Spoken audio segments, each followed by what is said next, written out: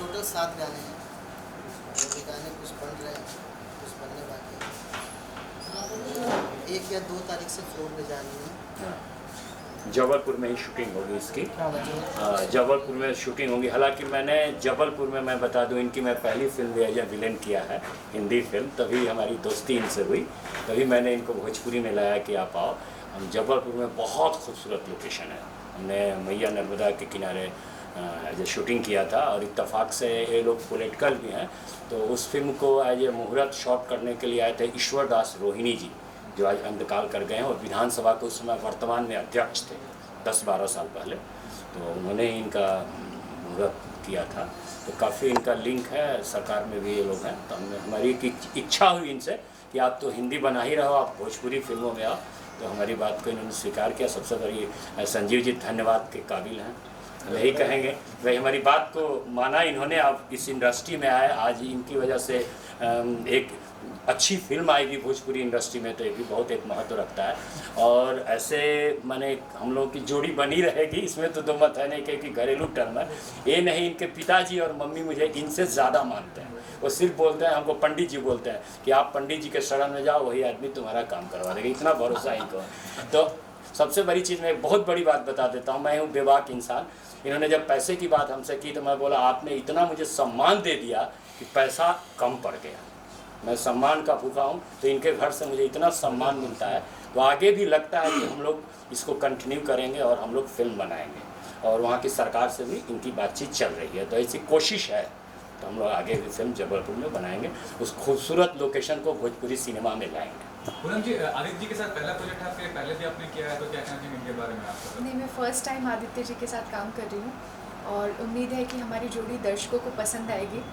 हम तो अपना 100% देने की कोशिश करेंगे, बाकी सब आपके हाथ में है, डायरेक्टर सर के हाथ में है। और पूनम जी, जो पेयरिंग होती है जैसे भोजपुरी इंडस्ट्री में दिनेश जी और रामपाल जी की पेयरिंग है, और अक्षय जी, पवन जी की, या फिर खेसारी जी और काजल जी की पेयरिंग, कितना समझते हैं कितना ज़रूरी होता है कामयाब होने के लिए? लोग कितना पसंद करते हैं पेयरिंग को? आपकी पेयरिंग अभी तक हुई नहीं है, तो किसके साथ खाना चाहिए? Actually I am not interested in pairing. मुझे किसी जोड़ी बनाने में पसंद नहीं है, ना ही मेरा कोई ऐसी ख्वाहिश है कि किसी के साथ जोड़ी बनाऊं। मेरा जो गाना जिस एक्टर के साथ, जो फिल्म जिस एक्टर के साथ पसंद आएगी जिस टाइम, वही बेस्ट जोड़ी होगी। क्या आप क्या कहना चाहेंगे? सेम चीज़, जोड़ी के साथ क्या होता है कि इंसान बन जाता है, फिर उसके साथ ही बैक टू बैक फिल्म में करना पड़ता है। इसलिए हम चाहेंगे कि हर एक्टर के साथ काम करें, हम पूनम जी के साथ भी ज़्यादा से ज़्यादा काम करें, हमारा पेयर भी लोगों को पसंद आए, और जिसके साथ काम करें ऑडियंस को उसमें एक एक्टर देखे कि नहीं यार ये बंदा या ये बंदी हर पेयर के साथ फिट है, तब वो एक कलाकार है, तब उसे काम करने में मज़ा आता है कि ऑडियंस को हर बार कुछ नया दिया जाए। और ये भी कहता हूँ इतनी पॉपुलैरिटी बढ़ गई भोजपुरी आर्टिस्ट की। अभी देखिए हाल ही में बिग बॉस में गए थे खेसारी जी, उसके बाद रानी जी गई थी खतरों खिलाड़ी में। तो आपका कोई ऐसा रियलिटी शो में जाने का प्लानिंग है, या अट्रैक्ट करता है, आपको आकर्षित करता है रियलिटी शो कोई भी? आपसे जी, मैं बिग बॉस मतलब कंट्रोवर्सी वाले शोज़ में नहीं जाना चाहती, और अगर मुझे अच्छे सीरियल्स के ऑफ़र आएंगे तो डेफिनेटली मैं करूँगी, बट मैं कंट्रोवर्सी वाले शोज़ नहीं कर सकती। जी आप बताइए, आप देखना है? सिर्फ एक ही सीरियल है जो मुझे अट्रैक्ट करता है। मेरी स्टार्टिंग सीरियल से ही हुई, मैंने काफ़ी कैमियोज़ किया, हमारी देवरानिया स्टार प्लस के एज ए लीड ट्रैक किया, पर सिर्फ एक खतरों के खिलाड़ी ही है जो मैं चाहता हूँ कि मैं उसमें कभी जाऊँ। और इन फ्यूचर देखिए, लेट्स सी, बाकी कोई ऐसा विवादों वाला फिल्म नहीं, कोई सीरियल नहीं, खतरों के खिलाड़ी के लिए मैं इन फ्यूचर ट्राई कर सकता हूँ। और पूरा जो OTT प्लेटफॉर्म में बहुत ज़्यादा मतलब पॉपुलर हो रहा है, उसके बताइए क्या करना चाहेंगे? उसको एक्सप्लोर करना चाहेंगे, उसमें हिस्सा बनना चाहेंगे उस चीज़ का, वेब सीरीज़ का खासकर? अगर अच्छे कॉन्सेप्ट पे वेब सीरीज़ मिली जो मैं अपने परिवार के साथ, अपने रिश्तेदारों के साथ खुल के देख सकती हूँ, तो मैं डेफिनेटली करूँगी। बाकी मुझे वेब सीरीज़ में कोई ख़ास दिलचस्पी नहीं है। वेब सीरीज़ की वजह से आजकल सिनेमाघर से लोग दूर हो रहे हैं। तो आप ये कहना चाह रहे हैं कि सिनेमा और सिनेमा घर ही जो होता है अट्रैक्ट करेगा लोगों को, आगे चलकर व्यूअर्स को? हाँ जी, हर चीज़ एक दौर आता है और कुछ दिन में वो चला भी जाता है। तो अगर अच्छा कॉन्सेप्ट, बहुत सारे ऐसे वेब सीरीज़ ऐप हैं जिस पे गवर्नमेंट ने रोक लगा दी, वो बहुत अच्छा किया, क्योंकि वेब सीरीज़ के नाम पे लोग अश्लीलता ही समझ रहे थे। इसकी वजह से हमने भी बहुत सारे वेब सीरीज़ हैं जिसको नकार दिया क्योंकि पसंद नहीं है। और अच्छी, जैसे कि अभी स्कैम 92 आया था, वैसी वेब सीरीज़ अच्छी ऑफर हुई तो डेफिनेटली मैं करना चाहूँगी। गिरीश जी, आप भी कुछ कहना चाहेंगे इसके बारे में, वेब सीरीज़ को लेकर? या नहीं, मैं तो वेब सीरीज़ के बारे में यही कहूँगा कि जो अश्लीलता है वो ख़त्म होनी चाहिए, वो गंदा लगता है। तो इस ढंग से वो ख़त्म होनी चाहिए। बढ़िया वेब सीरीज बने जो जैसे माँ बेटे के पिता पुत्र के रिश्ते पे भी तो वेब सीरीज बन सकते हैं। तो एक अश्लीलता की जो होड़ हो गई, हालांकि सरकार अभी उसमें कदम उठा रही है, न्यूज़ में मैंने देखा है, तो अभी ये अच्छी बात है। गंदा वेब सीरीज मैं भी नहीं चाहता। लेकिन अश्लीलता का आरोप तो हमेशा भोजपुरी पे भी लगता है। नहीं, अब पहले वाली बात नहीं रह गई है। देखिए हमारी कैटेगरी आपको बता रही लगता है। है, लेकिन हमारे एक यहाँ मुन्ना सेंसर है।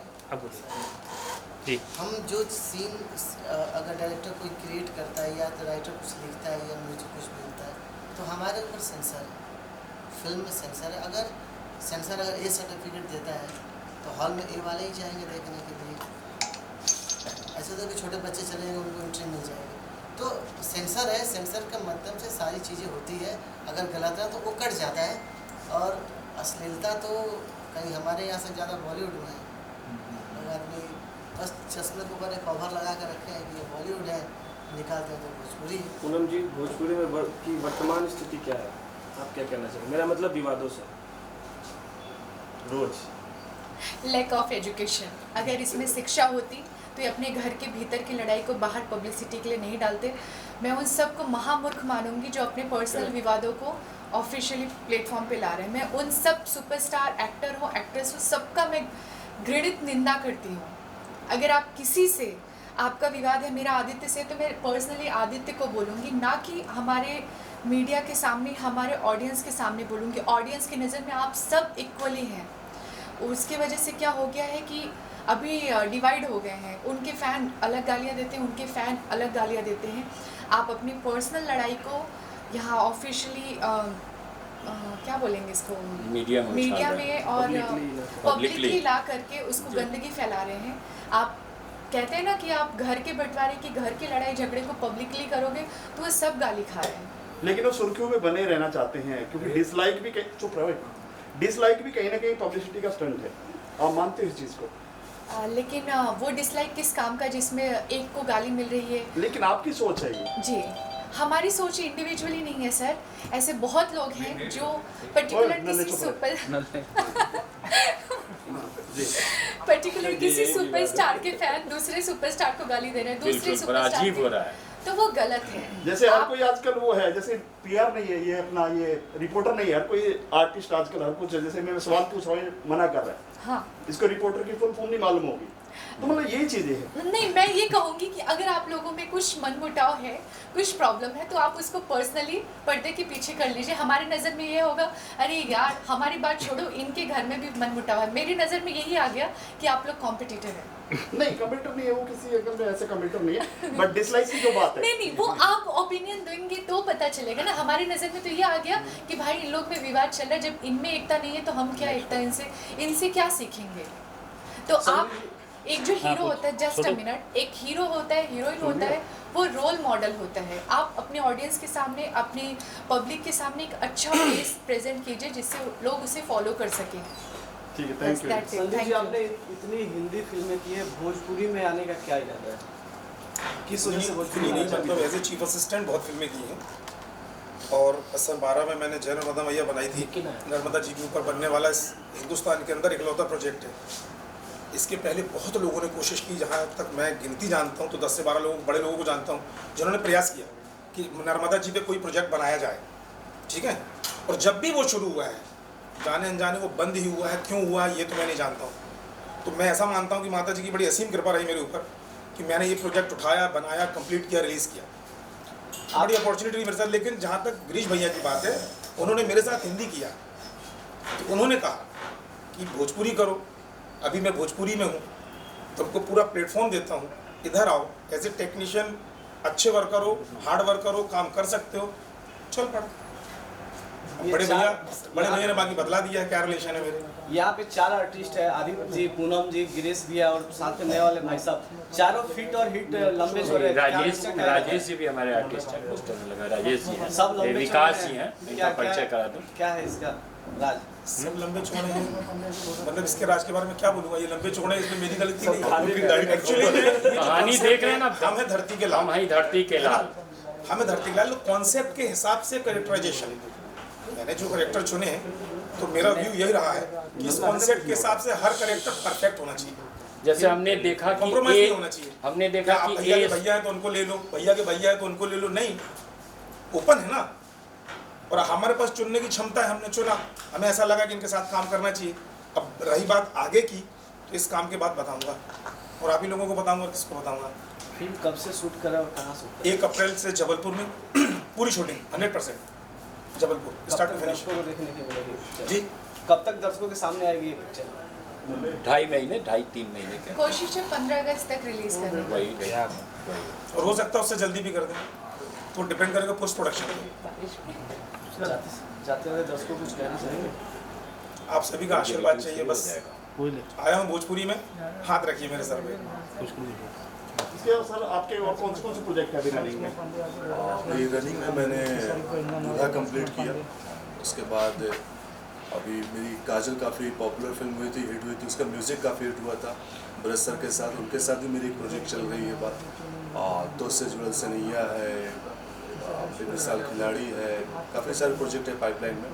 और फिलहाल तो सबसे उम्मीद मुझे इस प्रोजेक्ट से है, और मुन्ना जी के साथ काफ़ी दिन से प्लानिंग चल रहा था काम करने का। तो मैं उम्मीद करता हूँ भाई से कि जैसे मेरी काजल ब्लॉकबस्टर म्यूजिकली हिट हुई, वैसे ये फिल्म भी म्यूजिकली काफ़ी हिट हो और कुछ इतिहास हम लोग फिर से बनाए। और इस बात की गारंटी तो मैं दे रहा हूँ कंटिन्यू कि करते मुन्ना भैया ने अभी तक म्यूजिक पे जितनी मेहनत की है, हमें माटी के लाल के लिए, कमाल की कमाल का मैं खुश खुशी गाना हम लोग मैंने भी सुने सुना, हैं। मुझे काफ़ी अच्छा पहली बार लगा। मुलाकात हुई, पहली बार काम कर रहे हैं, लेकिन म्यूजिक पे मतलब बहुत काम किया मैंने भी। म्यूजिक सुनना भी बहुत अच्छा लगता है, लेकिन भोजपुरी म्यूजिक तो मुन्ना भाई के साथ बैठा हूँ, इनका जो कॉन्सेप्ट मेरा था, इन्होंने जो उसको परफेक्ट लिखा है और जो म्यूजिक दे रहे हैं, दावा करता हूँ हिट होगा। गिरीश जी, आप क्या कहना चाहेंगे? बहुत बढ़िया। मेरी मुन्ना जी से मेरी